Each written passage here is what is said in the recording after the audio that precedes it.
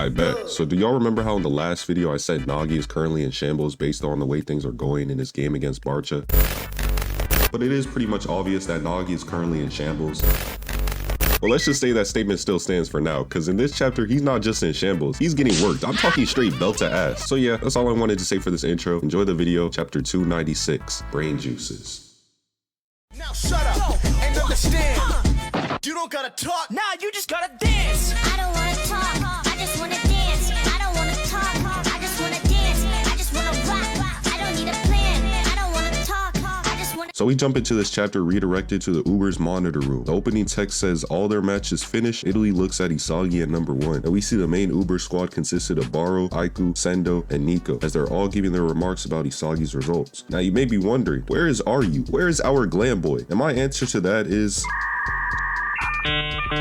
shit, I don't know. So as everyone is watching the broadcast, the king, who is by the way very close to the screen, is satisfied on Isagi's victory to top 1, saying it's right while calling him a donkey and proclaiming that he is the number 1 that he's chasing after. As then the scene shifts to a crazy amount of spectators losing their minds over the outcome of Isagi's ranking. Which, speaking of Isagi, we get to see my guy taking all his hard work in, as he says this feeling feels too good. He endured everything, adapted, and perfectly crushed everyone with logic, with this newfound pleasure only being his coming from his hunger. Yeah bro, this nigga is ascending, holy shit. He furthermore goes on to say that right now, everyone in the world can definitely feel it. They can feel his complete originality. Tweaking out of his mind on the next page, Isagi says his brain is boiling, hitting a whole Tokyo Ghoul reference. You're not a ghoul, bro. You're a 16-year-old boy who dreams of becoming the best striker in the world. Like, calm down, dude. He continues to say that the best of himself from back then is updating, and that in the pursuit of this pleasure, he'll surely reach the best in the world, saying, let's go more. And as hype as it makes me to see this man being all egotistical and insane, the match is still over, my guy. He needs to save this type of energy for the World Cup. Nigga out here doing the most after sharing the number 1 spot. Shit is sick. Now back in the past, we continue on in the Manshine v Barcha game, with the new possession of the ball being with Barcha, and he wastes no time going to work, hitting the dash on Reo, Agi, and Nagi. Agi immediately tells Nagi that they're going to press up against him to put him on lockdown, but that shit gets countered in no time. Barcha hits some tactical dribbles around them into a lift tap roulette, and this man is so pissed right now at the amount of L's he's taking. So as he's floating in the air making some Yahoo noise, he tips the ball, calling himself a god, and with Nagi admiring how awesome he is, he beams that ball right in the goal for Barcha to even the score 1-1. And oh my god, nah, this angle of Nagi is cursed. Got Nagi looking crazy right now. This is not the lazy genius. Now with the stellar performance from Barcha, the two masters Lavinho and Prince come to sub in for those 3 minutes of the match, and the restart begins. Nagi notices the situation is changing, then seeing Agi telling him to focus, making him clarify that if he is either playing for the team or his own goals, warning him that half measures will ruin him. Speaking hella facts right now, as he should, but of course Reo's cock-blocking ass tells Agi to shut up and to stand back and stand by. Nagi, still unable to do anything, narrates as Agi sets up a pass to him that even an assist would be fine for him, that he'll contribute and raise his value to survive with Reo. As we see him chop the ball here, my live reaction was that I thought he was about to start cooking and that the lazy genius was back. And no, unfortunately he wasn't cooking, and he most definitely was not back, because right when Reo tells him to strike a direct 1-2 pass, Otoya sneaks in and reads the play. Yeah, I'm not even kidding. I promise this isn't AI generated, which then he makes it clear to them that the passing pattern they've been doing is something he's seen more times than his own parents, telling them that that same trick won't work twice. Had them both bamboozled. So as we see Nagi sprinting ahead to try and get back on the defensive, he realizes Otoya and Bachira are fired up in the climax, that it is the fire of those who believe they're the center of the world. Lavinho with the ball passes to Bachira, telling him to speed up and blow everyone on Manshine away with his imagination. And so to acknowledge that request, Otoya, who is marked on Chris Prince, hits the weave on his ass, capitalizing on the cross center pass from Bachira, and with Nagi looking on, he holds down Mr. Second Best Striker in the world with the ball, perfectly landing in his shooting motion, sniping it in the goal on their heads, taking the lead 2-1, officially beating the useless allegations. And I was definitely not familiar with this man's game. Looking over at the Manshine team, Hiryo calls Otoya's goal a super goal. Nagi, on the other hand, has nothing to say, and I wouldn't be saying anything either, because you know you're going out sad when a random fucking Manshine bot on your team is telling you to lock in. Like, who even is this guy? Nagi now in his mind says that he's felt this before, knowing after all, only those who can get fired up can compete in the world stage for being the best, asking himself how he can get fired up in this very moment,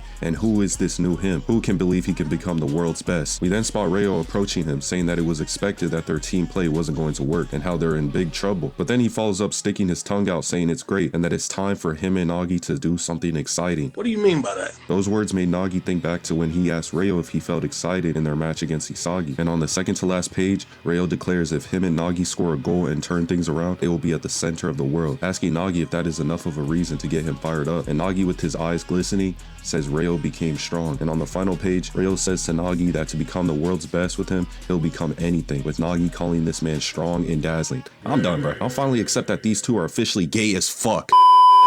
Honestly, my thoughts on this chapter, I'd say it was a strong 8 out of 10 in my opinion. I'm happy to see Brawl's reaction to Isagi being at number 1. It truly demonstrates that Kaneshiro is still building a healthy rivalry between them that isn't exclusive to just Isagi and Rin. And just seeing how unhinged Isagi was in this chapter was insane. I know that this man has had his moments of acting like a complete villain despite having loving parents and a nice home to come to, but if you showed this double spread panel to someone who has never heard or read BLUELOCK out of context, they would not believe it was from a sports manga, let alone guess this is a main character for a sports manga. Got my MC looking like the second coming of Kaneki. Something was wrong with him. That's not human, man. You're not regular. Now, the Manshine v Barcha game content in this chapter was peak. First, Barcha doing Barcha things as normal. We can always trust that if we don't see him in the story for a hot minute, he'll always come back in that one chapter and deliver. Dude was dribbling past the defense of Agi and Nagi like it was light work. On top of that, scoring too, he's just a GOAT. Nothing more to be said. Likewise, Otoya did his thing as well. And again, I will repeat my statement about him as I said earlier in the video. I was not familiar with this man's game. The bag he pulled out this chapter was full to the brim. Stopping Nagi and Reo's gay team up, holding off Fraud Prince, and getting his own goal in was so tough. And I know I called this man a bum 2 videos ago, but I will never speak ill of this man ever again. The title for bum definitely is now going to Prince. I don't care what y'all say. Getting folded by a 17-year-old at your own profession like you do this for a living profession is indescribable amounts of sorry. We waited a whole year to see his ass play again, and the first thing that happens when he subs on the field for those 3 minutes is embarrassment and disappointment. My final things I want to leave off with for this chapter is I think it's really time for Nagi to step things up along with Reo, and considering how the dick rider was talking at the end of the chapter, he might be plotting something devious for next week. I mean, I hope so, because a lazy genius is putting on a performance equivalent to my ranked teammates and BLUELOCK rivals. Absolute cheeks. Anyways, let me know what predictions y'all might have for how this match will end. There's no break either for next week, with chapter 297 being titled To the Future. Sounds promising. So if you enjoyed, make sure to like and subscribe. Follow the Twitter if you want. You might catch me in the feed replying to some outrageous things, but it's fine. And as always, have a great day, rest of your night. Bye.